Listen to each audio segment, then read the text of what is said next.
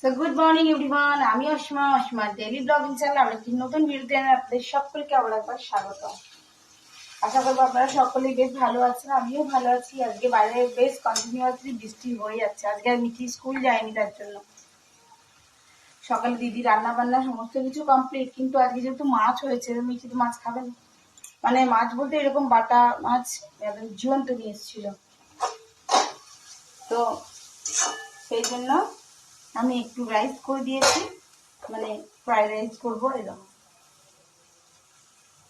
তো রাইসটা আমি বয়েল করে নিয়েছি, এদিকে ভাজাভুজি চলছে। বাট এদিকে মায়ের রান্না হয়ে গেছে কমপ্লিট, মাকে এবার দিয়ে দেবো আমি ভাত। তো আজকে দুপুরের লাঞ্চে কি কি হলো তো তোমাদের সঙ্গে একবার শেয়ার করি। তো আশা করবো আজকে তোমরা বেশ সকলেই ভালো আছো। বৃষ্টিতে বেশ কে কে খিচুড়ি খাচ্ছ সেটা আমাকে অবশ্যই জানিও। আমাদের তো আজকে খিচুড়ি হয়নি, ভাতই হয়েছে।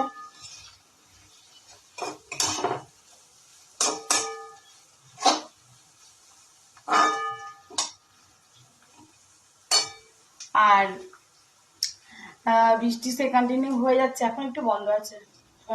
মাছটা নিয়ে এসেছিল সকালে টিফিনে, আলুর তরকারি আর রুটি করে গেছিল। তো চলো তোমাদেরকে দেখাই কি কি হলো। আর মাকে ভাতটা বেড়ে দিই একবারই। তোমার এদিকে ভাজাভাজিটা প্রায় কমপ্লিট। তো চলো দেখাই দুপুরের লাঞ্চে আজকে কি কি হলো। শুরুতেই দেখাই, দেখো পটল, দিকে লাইটটা জ্বালিয়ে।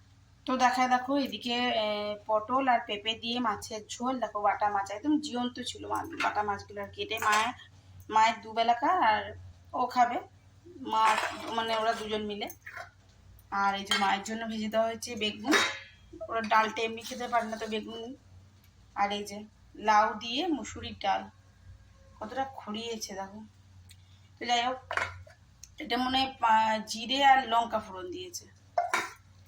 তো যাই হোক, এটা হয়ে গেছে। আর এই যে আমি এখানে ফ্রাইড রাইসটা এখন বানাচ্ছি।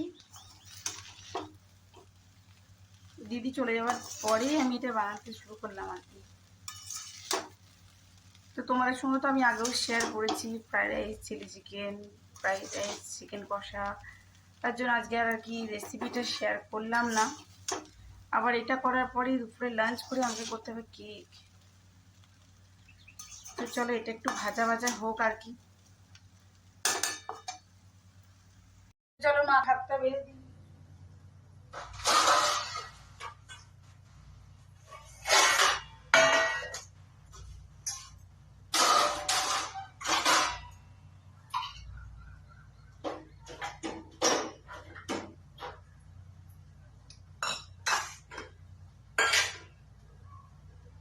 মাকে আগে পটল ভাজা, বেগুন ভাজা দিয়ে দিই। আজকে বেগুন ভেজেছে, আর বেগুনটা তো বীজ ছিল না।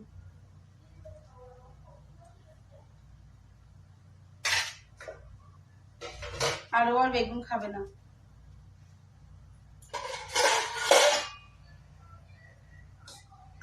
তো লাউ দিয়ে ডাল, মাকে দিয়ে দিই ডাল।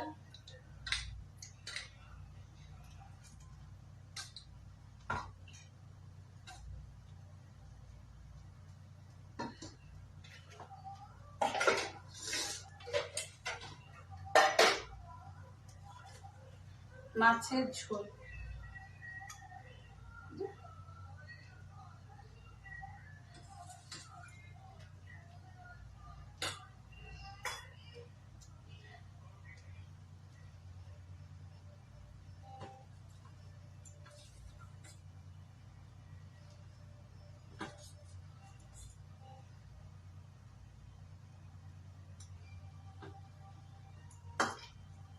সো আমার রেডি হয়ে গেছে মা দুপুরের লাঞ্চ। আর লাঞ্চে দিয়েছি দেখো একটু লেবুর টুকরো, বেগুন ভাজা, মাছের ঝোল, ডাল আর সাদা ভাত।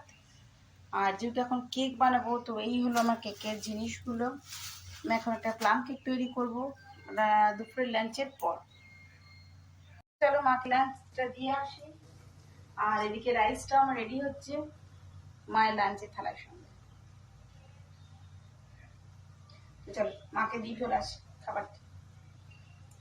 আর এদিকটা ভাজা ভাজা হতে থাকে, তোমাদেরকে একটু দেখিয়ে দিই।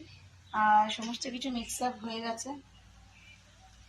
এই যে রাইসটা, ঠিক আছে। আমি এখানে একটু বানাবো চিকি, চিনির রসটা রয়েছে আর কি। তো ওই জন্য আমি কাঠখোলায় বাদামটা ভাজতে দিয়ে দিয়েছি। আর আমি খাবো একটুখানি এখন চা, না সরি কফি। তো চা খেয়েছিলাম দুপুর এই সকালে। আর এই যে আমার ফ্রাইড রাইসটা একেবারে রেডি হয়েছে। আর আমি না ফ্রোজেন যে পেঁয়াজগুলো থাকে না, আমি সেই মটরশুঁটি প্যাকেটটা কিনে নিয়ে আসি, ফ্রোজেনের প্যাকেটটা। তো ওটা দিয়ে আমার কাজ চলে এখন। দেখো, তো ডিম ভুজিয়া করে দিয়ে দিয়েছি। এখন ঝটপট দুজনকে দুটো কফি বানাবো। আর এটা কাঠখোলা একটু ভাজা ভাজাতে হবে। দেখতে পাচ্ছ আমি দু টাইপের মডেলে দুটো কেক রেডি করে দিয়েছি। এটা স্কোয়ার শেপে যাবে, এটা রাউন্ড শেপে যাবে। আর এটা শুধু প্লাম কেকের মতনই হবে আর কি, এটা কোনো ক্রিম পড়বে না। তো দেখতেই পাচ্ছ। তো চলো, একটা অলরেডি বসিয়ে দিয়েছি আর একটা এখানে প্রিহিট হচ্ছে কুকারের মধ্যে, এটা বসাবো আজকে।